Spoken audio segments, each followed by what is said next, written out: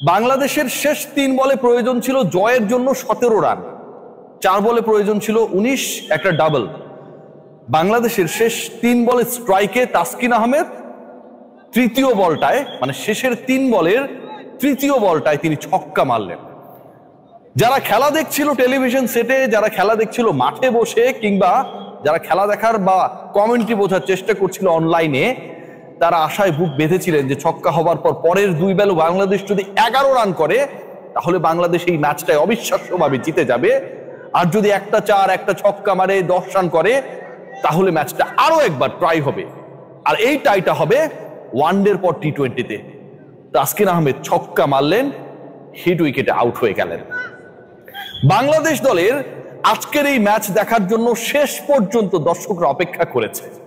শেষ পর্যন্ত বাংলাদেশ জিততে পারে কিনা, শেষ পর্যন্ত বাংলাদেশ অসম্ভবকে সম্ভব করতে পারে কিনা, শেষ পর্যন্ত টপ 5 ব্যর্থ হবার পর মিশন ইম্পসিবলে টম ক্রুজের ভূমিকায় কাউকে পাওয়া যায় কিনা, সেই অপেক্ষা নিয়ে টেলিভিশন সেটের সামনে আর মাঠে দর্শকরা অপেক্ষায় ছিলেন।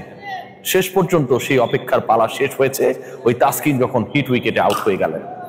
বাংলাদেশের 16 রানের পরাজয়, বাংলাদেশের 165 করা টার্গেটে 149-এ গুটিয়ে যাওয়া, বাংলাদেশের 57 রানে 5 উইকেট হারানোর পরেও শেষ 5 ব্যাটারের লড়াই এবং তাদের 92 রান অ্যাড করা একটা বার্তাই দিয়েছে। শুরুর 5 ব্যাটার যখন আলগা ব্যাটিং করেন, যখন উইকেট ছুড়ে আসেন, যখন নাথিং শট খেলে আউট হয়ে যান, রেসপন্সিবিলিটিকে রিল্যাক্টেন্সে পরিণত করেন, ঠিক তখন শেষের 5 ব্যাটার লড়াইটাকে জিইয়ে রাখেন। টেলিভিশন সেটের সামনে টিআরপি বাড়ানোর জন্য ব্রডকাস্টারদের বাধ্য করেন, দর্শককে বাধ্য করেন টান টান উত্তেজনা করে এই ম্যাচটা দেখার জন্য।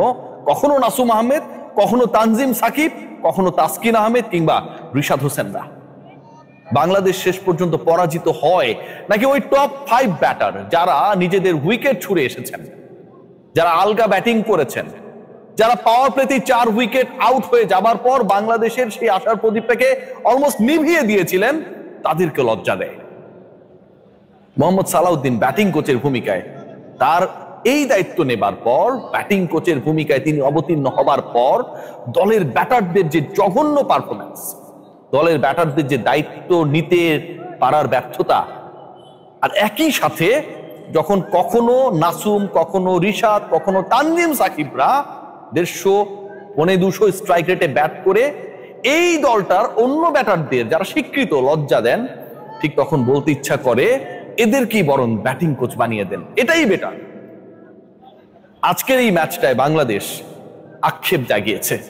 আজকের এই ম্যাচটায় বাংলাদেশি ব্যাটাররা, ধরুন শামীম হোসেন পাটোয়ারি যেভাবে আউট হলেন, যে শটটা খেলে আউট হলেন, স্ট্যাম্পের বল কি করতে চাইলেন কেউ বুঝে উঠতে পারলো না। ক্যাপ্টেন লিটন কুমার দাস যেভাবে আলগা ক্যাচ আকিল হোসেনকে দিয়ে দিলেন, যেভাবে সাইব আউট হয়ে গেলেন, তাকে পুরো ট্র্যাপ করে ঠিক যেই জায়গায় ফিল্ডার রাখা হয়েছে সেখানটাই বল তুলে মারলেন। তাওহিদ হৃদয় যখন আরো একবার ব্যর্থ হলেন, ঠিক তখন 77 রানে 6 উইকেট নেই, ঠিক তখন 7ম উইকেটে নাসুম আহমেদ, 7ম উইকেটে নাসুম আহমেদ আর তানজিম সাকিব মিলে 40 রানে পার্টনারশিপ করেন 23 বলে। বাংলাদেশের ওই নিভে যাওয়া প্রদীপটা আবারও জ্বলে ওঠার চেষ্টা করে ঠিক তখন থেকে। খেয়াল করে দেখবেন যখন তানজিম সাকিব একটা ছক্কা মারার পর টানা 2টা 4 মারলেন এবং দ্বিতীয় 4টা এমন স্টাইলে মারলেন যেন এটা একটা কোপা শামসু শট।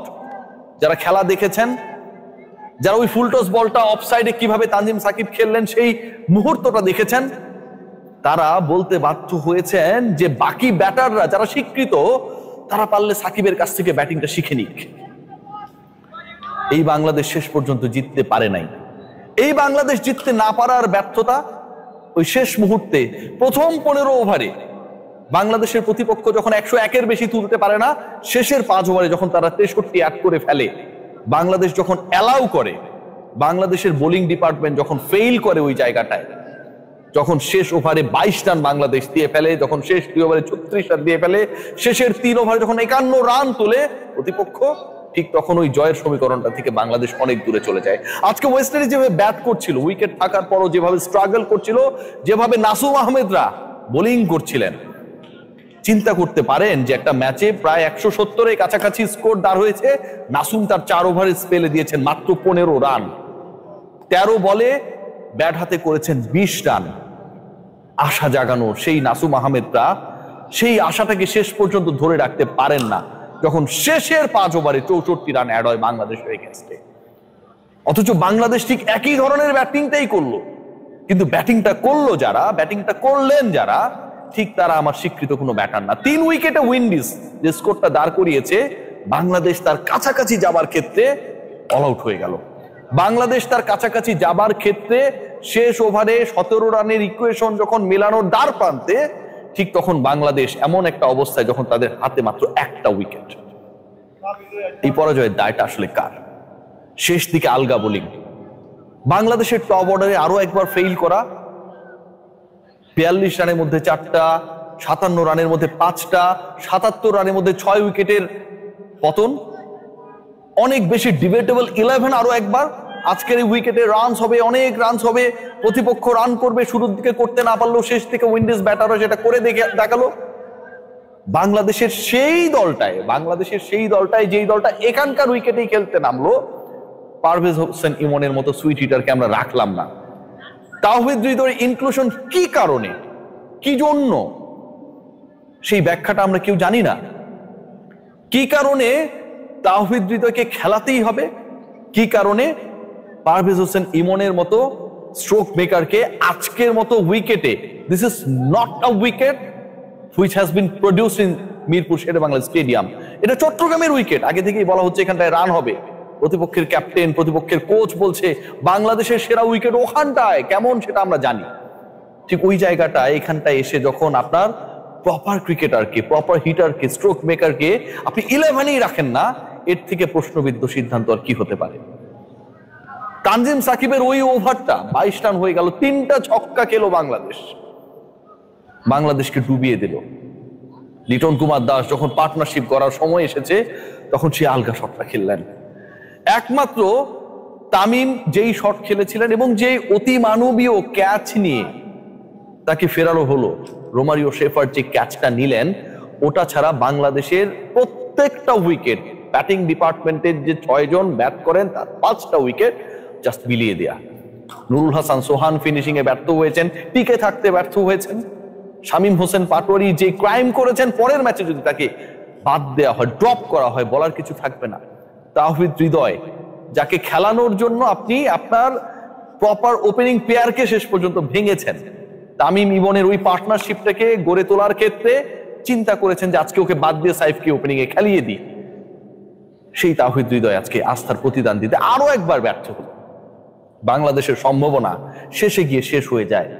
আজকে যে সম্ভাবনা জেগেছিল, শেষ পর্যন্ত বোলাররা যে লড়াইটা করলেন, শেষ পর্যন্ত নাসুম, শেষ পর্যন্ত তানজিম সাকিব, রিশাদ হোসেন, তাসকিন আহমেদ, মুস্তাফিজুর রহমান, এই 5 জন ব্যাটার যেভাবে ব্যাট করে বাংলাদেশের ইনিংসে শেষের 5 জন 92 রান এক করলেন, এটা কি বাংলাদেশের উপরের ব্যাটারদের লজ্জা দেয়?